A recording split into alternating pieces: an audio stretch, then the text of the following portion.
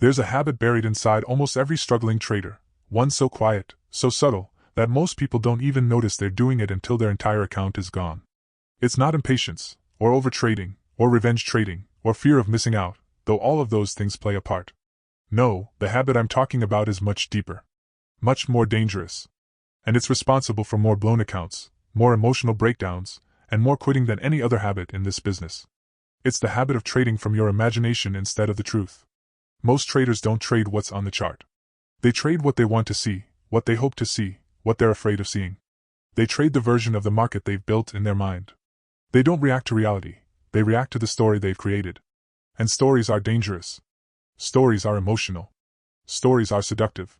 Stories feel good even when they're wrong. The chart doesn't lie. But traders do. They lie to themselves constantly. I didn't recognize this habit in myself until years into my career. Back then, every time I entered a trade, I had a version of the future I wanted to happen already playing in my mind. I saw the candle moving exactly how I hoped. I saw the profit building. I saw myself closing at the perfect moment. I didn't enter trades based on truth. I entered them based on fantasies. I saw what I wanted so clearly that I ignored what was right in front of me. And every time the market did something different, I suffered. The first time I truly saw this habit for what it was, I was in a trade that I believed was perfect. It had all the structure I wanted. It had the confluence I loved. It looked like the kind of setup you screenshot and save as an example. But something started happening the moment I entered. Not on the chart, inside me. I started narrating what I hoped the chart would do. I started filling in the blanks with imagination. I stopped reading the candles and started reading my expectations. And the chart sensed it. The way it moved wasn't wrong. It wasn't a trap. It wasn't a manipulation. It was simply not what I had imagined. But instead of adjusting to reality, I clung to the story in my mind. I held the trade longer than I should have, ignored the shift in structure, dismissed the small warnings, looked away from the signs that my idea was no longer valid. I wasn't trading the market, I was trading the movie in my head. When the loss finally hit, it wasn't the size that hurt me. It was the realization that I had betrayed myself. I had abandoned discipline in favor of imagination. I had ignored truth in favor of what I wished was true.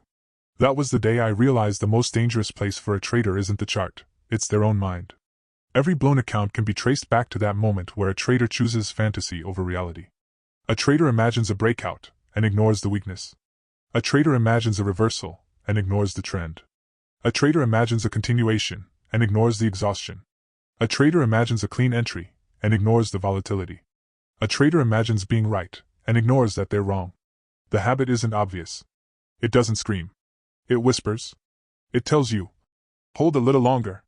It tells you, it's about to move. It tells you, this was the right idea. It tells you everything except the truth. And the truth is often painful. But it's the only thing that can save you. One of the darkest patterns I've seen in traders is how far they'll go to avoid facing the truth. They'll widen stops. Add to losing positions. Delete rules. Create new justifications. Blame the market. Blame liquidity. Blame timing. Anything to avoid admitting that their imagination betrayed them. I once mentored a trader named Vincent. Brilliant mind. Strong technical foundation. But he couldn't escape his fantasies.